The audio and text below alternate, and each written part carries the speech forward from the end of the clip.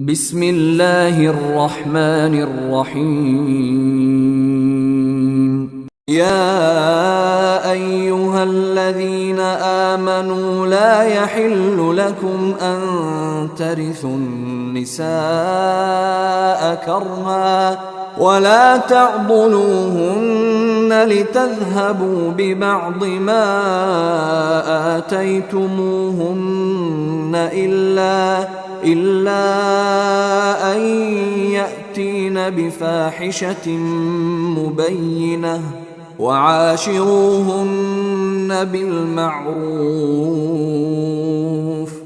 فإن كرهتموهن فعسى أن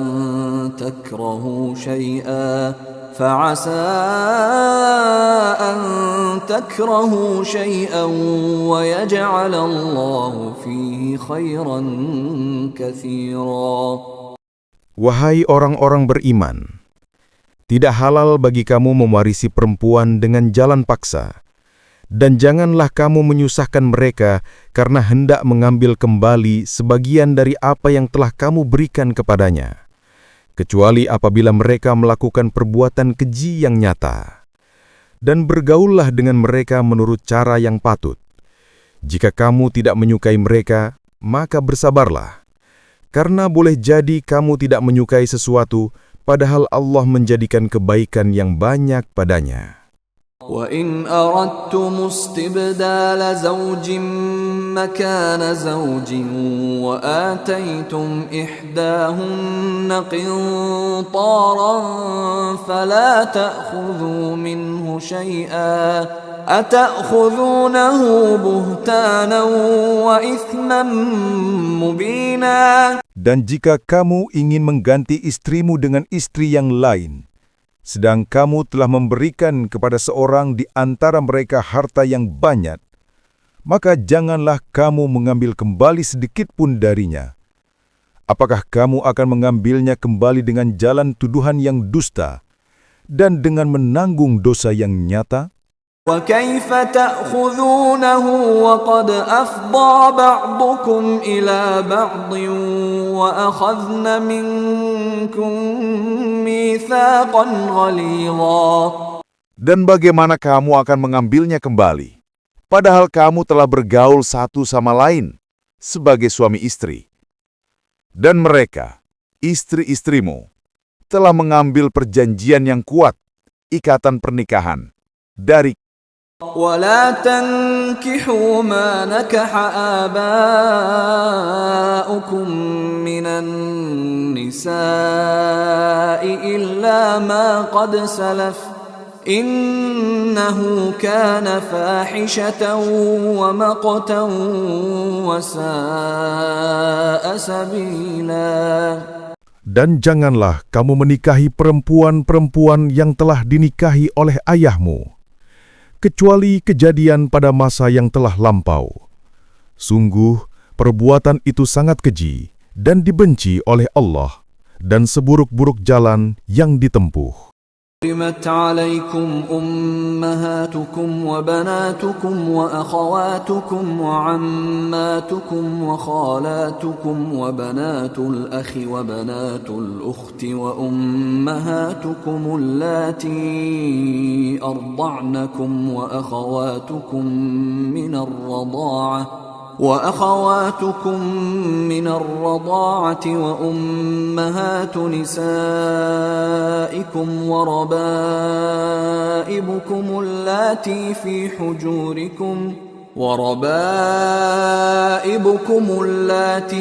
حجوركم من نسائكم اللاتي دخلتم بهن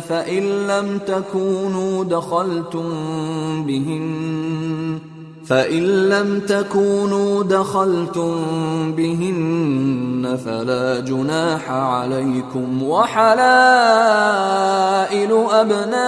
أبنائكم الذين من أصلابكم وأن تجمعوا بين الأختين إلا ما قد سلف إن الله كان غفورا رحيما.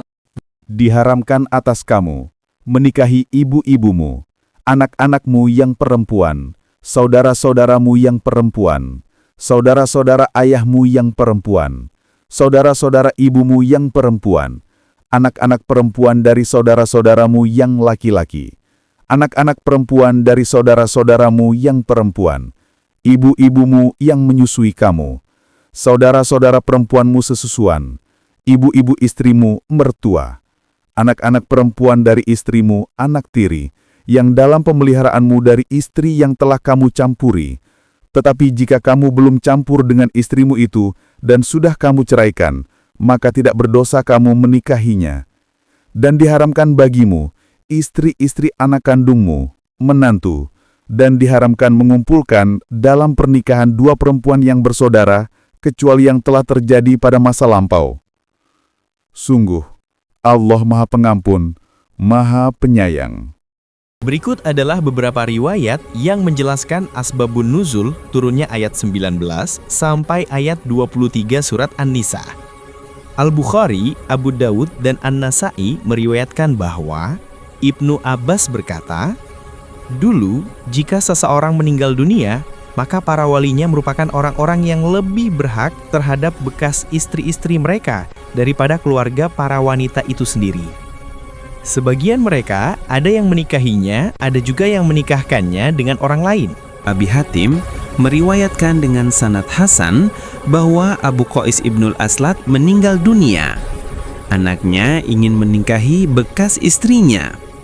Hal ini memang kebiasaan orang-orang pada masa jahiliyah. Lalu Allah menurunkan firman-Nya, "Tidak halal bagi kamu mewarisi perempuan dengan jalan paksa." Riwayat ini mempunyai penguat dari Ikrimah dari Ibnu Jarir, Ibnu Abi Hatim, Al-Faryabi, dan At-Tabarani meriwayatkan dari Adi bin Thabit bahwa seorang Ansor berkata, Abu Qais adalah salah seorang Ansor yang soleh.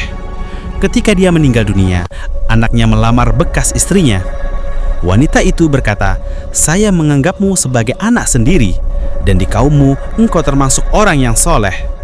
Lalu wanita itu mendatangi Nabi SAW dan memberitahu beliau tentang hal itu. Lalu Rasulullah SAW memerintahkannya untuk kembali ke rumahnya. Lalu turunlah firman Allah, "Dan janganlah kamu menikahi perempuan-perempuan yang telah dinikahi oleh ayahmu, kecuali kejadian pada masa yang telah lampau." Ibnu Sa'ad meriwayatkan bahwa Muhammad bin Ka'b al-Quradhi berkata, "Dulu, jika seseorang meninggal dunia dan meninggalkan seorang istri, maka anaknya lebih berhak untuk menikahi bekas istrinya itu jika bukan ibunya sendiri, atau jika dia mau, dia bisa menikahkannya dengan orang lain." Ketika Abu Qais meninggal dunia, anaknya, Muhson, mewarisi hak untuk menikahi bekas istrinya dan tidak memberikan warisan harta kepada bekas istri ayahnya itu. Lalu wanita itu mendatangi Nabi SAW dan menyampaikan kepada beliau tentang hal itu. Maka Rasulullah SAW bersabda kepadanya, "Kembalilah ke rumahmu, semoga Allah menurunkan sesuatu padamu." Lalu turunlah firman Allah Ta'ala, "Dan janganlah kamu menikahi perempuan-perempuan yang telah dinikahi oleh ayahmu, kecuali kejadian pada masa yang telah lampau." An-Nisa ayat 22. Dan turun juga, "Tidak halal bagi kamu mewarisi perempuan dengan paksa." An-Nisa 19. Ibnu Sa'ad juga meriwayatkan bahwa Az-Zuhri berkata, ayat ini turun pada beberapa orang Ansor. Ketika itu, jika seseorang dari mereka meninggal dunia, orang yang paling berhak terhadap bekas istrinya adalah walinya. Lain walinya itu menjadikan bekas istrinya tersebut ikut dengannya hingga meninggal dunia. Ibnu Jarir juga meriwayatkan bahwa Ibnu Juraij berkata, "Pada suatu hari saya bertanya kepada Atha tentang firman Allah, dan diharamkan bagimu istri-istri anak kandungmu menantu." An-Nisa 23. Dia menjawab, "Kami pernah berbincang-bincang bahwa ayat ini turun pada Nabi Muhammad SAW ketika menikahi istri Zaid bin Harithah. Ketika itu orang-orang musyrik mengejek beliau karena hal itu. Maka turun firman Allah, dan diharamkan bagimu istri menantumu." An-Nisa 23. Dan turun juga, "Dan dia tidak menjadikan anak angkatmu sebagai anak kandungmu sendiri." Al-Ahzab 34. Dan turun pula, "Muhammad itu bukanlah bapa dari seseorang di antara kamu." Al-Ahzab 40. Jadi, Kesimpulan tentang asbabun nuzul turunnya ayat 19-23 surat An-Nisa sebagai berikut. Di dalam surah An-Nisa ayat mulia ini, Allah Subhanahu wa Ta'ala menjelaskan dengan penuh hikmah tentang batas-batas dalam pernikahan. Dengan lembut, ayat ini menuntun kita untuk menjaga kesucian keluarga, menyebutkan siapa saja yang haram dinikahi: ibu, anak perempuan, saudara kandung, bibi, keponakan, serta mereka yang memiliki hubungan melalui susuan. Termasuk pula larangan menikahi ibu mertua, ibu tiri bekas istri dari ayah, anak diri yang telah berada dalam pemeliharaan, menantu, dan menggabungkan dua saudara perempuan dalam satu ikatan.